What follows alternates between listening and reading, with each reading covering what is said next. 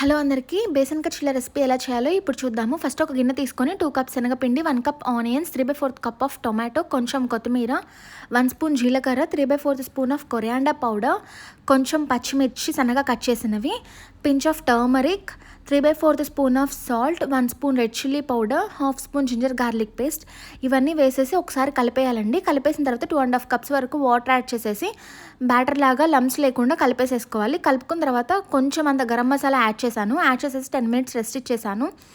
ఆ తర్వాత stove on చేసుకొని ప్యాన్ పెట్టేసేసుకొని ప్యాన్ హీట్ అయిన తర్వాత రవ్వ దోశలాగా వేస్తానండి. అలానే ముందులో ఏంటంటే కొంచెం అంత ఆయిల్ వేసేసి ఆనియన్తో స్ప్రెడ్ చేశాను వీడియోలో చూపించిన విధంగా. ఇంకా తర్వాత దోశ బ్యాటర్ వేసేసేసి 2 సైడ్స్ సిమ్లోనే ఫ్లిప్ చేసుకున్నానండి, కాల్చుకున్నాను. ఇంకా అంతే, ఎంతో టేస్టీ అయిన బేసన్ కచ్చిల రెసిపీ రెడీ అయినట్లే. దీన్ని మనము టొమాటో పికిల్తో కానీ కర్డ్తో కానీ తినొచ్చు, బాగుంటుంది. Thank you so much for watching this video. Please like, share and subscribe.